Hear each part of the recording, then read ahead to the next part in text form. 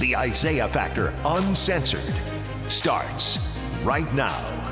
And welcome to The Factor Uncensored. For the first time since 1983, a new federal holiday has been added in the United States. Now, Juneteenth marks the day that slaves in Texas learned more than 2 years late that they had been emancipated. In a ceremony in the East Room of the White House yesterday, Vice President Kamala Harris talking about the significance of this holiday before it was signed into law by President Joe Biden. Now, we got community leaders from across Houston to talk about the importance of this day, not only for Black Americans, but for all Americans. And our guests are here to talk about Juneteenth. We're glad to have them all here on The Factor Uncensored. Dr. Robertson, let's begin with you. Give us a brief history on why this is so important. Well, the Juneteenth celebration is the longest celebration of African-American emancipation in the nation. It's over 155 years old. And on June 19th, 1865, General Granger would arrive in Galveston, Texas to give us the general order from the executive of the United States, which would declare that slavery as an institution was over via the Emancipation Proclamation, and that those peoples, those enslaved peoples, would now be equal to their former masters. It is important that we keep Juneteenth in the forefront of our minds, because it is one of the first times as America that we are going to recognize that life, liberty, and the pursuit of happiness is something that is endowed to all of us by our Creator. And that it is not only a celebration of the Africans, enslaved Africans, but also the Native Americans who were enslaved, and our Latino brothers and sisters who were enslaved, that all of us were emancipated on this day. And so it is a very important holiday across the nation for so many communities. And so it's really important that we keep that in mind. Now, Dr. Kasi Shidashev, when we talk about Juneteenth, believe it or not, there's still a lot of African Americans around this country who simply don't know much about it. Why is that?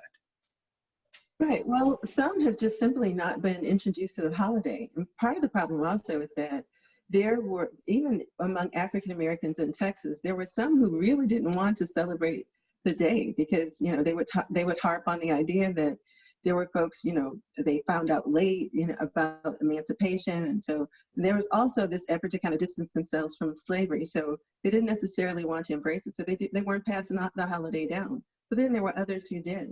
One of the great things is that the holiday has migrated with Black Texans to other parts of the country, and also with African Americans in the military. They've actually made it an international holiday as well.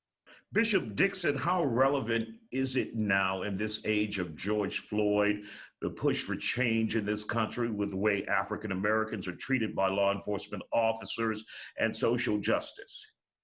It is very relevant for us to be talking about Juneteenth and all that it encompasses. In fact, we're having an event this Saturday at our church.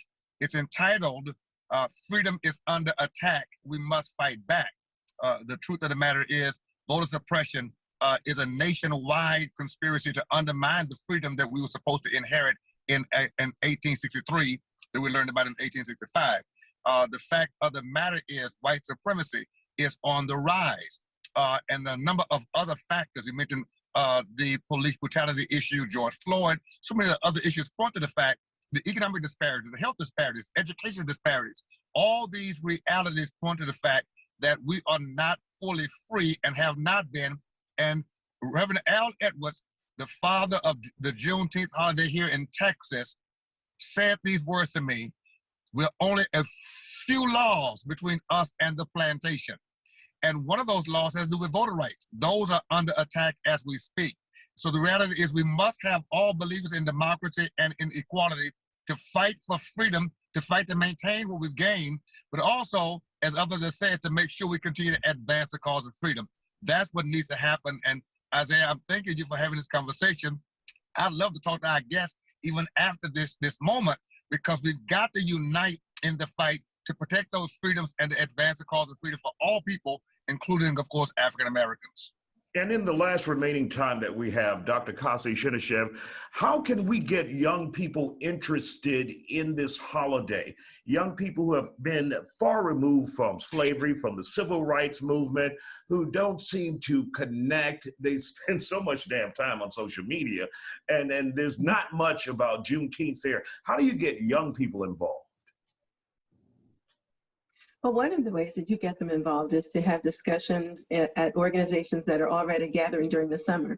They're already out of school. So it means the churches that they are affiliated with, the recreational facilities that they may be frequenting, introducing the holidays to them that way. And also, many of them can take advantage of their grandmothers, their family members who are still here, who may have celebrated the holiday when they were younger. And in some families, in fact, they celebrate all the time. So just reaching around them, connecting with people who are already in their communities, talking to, visiting the library, or, at least visiting online. There is a lot of activity that's actually going on related to the holiday now. In fact, there are more than 20 activities that I counted just today that are related to Juneteenth. So taking the family to the holiday events that are organized throughout the city is another way.